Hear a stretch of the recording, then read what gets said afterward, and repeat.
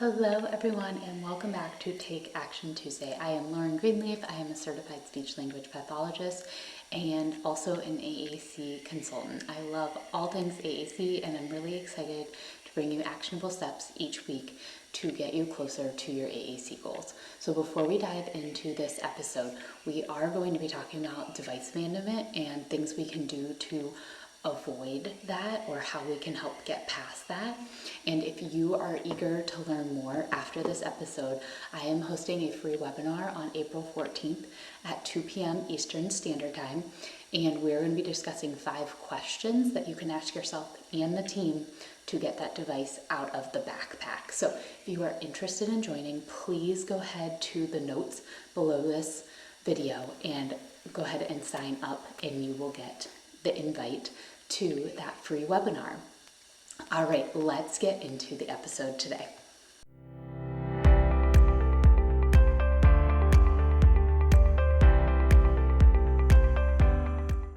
Okay, so we've likely all been there. An individual gets the device and it ends up just sitting on a shelf or in the backpack, or it's not charged when you need it. You walk in and it's completely dead. But why? You came in and you told the team members how to model, you told them that it needed to be available at all times, you told them how important it was. It's this kid's voice, we can't take it away from them, but it's just not happening. So why is that? What's the thought process here? So I wanted to highlight a research study that was done in 2019, and I will link that research study below for you. But what they did was they talked to 16 different moms that had all abandoned their AAC system before their child was even the age of 6. And these AAC systems were no tech, light tech, high tech devices, and there were some common themes in there. I know that's a really wide spectrum of device use, but there were some common themes in why they were no longer using the device. So first and foremost, a lot of the situations they said, my kid doesn't use it, so we're not going to use it either.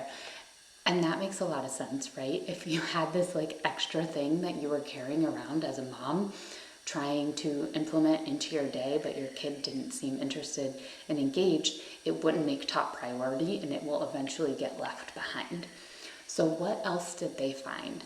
They found a couple other things, and the first one was that the family wasn't emotionally ready to start AAC.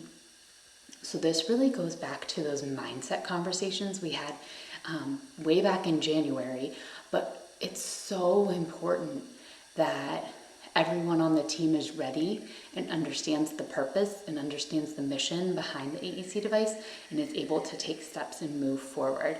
So they weren't quite on board or ready to accept AAC, so it wasn't as big of a success and ended up getting abandoned. Next, they didn't actually like the system. I think this is really crucial for all of you SLPs that are listening in. If the family doesn't like the system, if the family doesn't have a say in picking a system, if the teaching team doesn't have some type of buy-in or input to getting the AAC system, is going to be significantly harder to motivate everybody and to learn the system. We don't typically like to learn things we don't like. If you hate accounting, I doubt that you are sitting in an accounting class going, oh, this is really great. I'm so excited to learn this. You are putting that off. It's the last thing that you do every single week. And the same idea goes for learning an AAC system. The more motivated and excited and the more input people have into these conversations makes a really, really big difference. And then lastly, what they found was that the implementation was too much work. And I think this is also really important for us to understand because it shouldn't feel like it's that much extra. And I'm a parent and I sympathize with all the parents out there that adding one more thing onto your plate is next to impossible sometimes.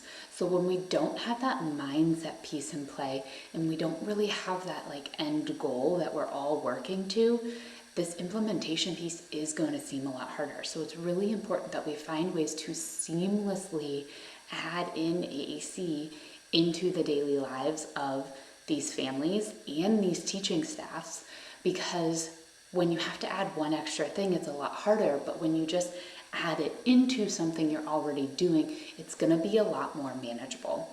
So we really need to work on this in small, actionable steps. So again, what can we do? I kind of gave you guys some general inputs as we went through the different thoughts, but really my best advice for you is what we call tuning in and checking in. So really what I want you to do is I want you to tune in. I want you to be really present in the situations, really present in the conversations. Listen to what people are saying. Look at what people are doing. Actions speak a lot louder than words sometimes, and they might be telling you they want something, but they're showing you something different. So we really need to take time and check in and tune in. So when I'm tuning in, I'm looking at the AAC user. How are they responding to things? I'm looking at the parent. Are they showing me that they understand what we're talking about from an AAC strategy standpoint? I'm looking at the teacher. Are they showing me that they think they can do this, or are they just nodding and telling me yes? And you can tell on their face that it's going to be really, really challenging for them. And then the next piece of this is that check-in piece. And this is when I genuinely want you to have conversations with the other team members. I want you to check in. I want you to ask, how is it going? What can we do differently? Is this supporting the needs in your classroom? Is this supporting your needs at home? Is this supporting the AAC user? Or are we coming up against roadblocks that we need to walk through together? So really it just comes down to this piece where we need to be really, really present when we present AAC. We can't present it and then take a back seat, because communication partners need support every step of the way, just like our AAC user needs support every step of the way. So I hope this has empowered you to at least go do some observations and maybe check in with a few team members and see if you guys can make some steps towards getting that AAC device out and available.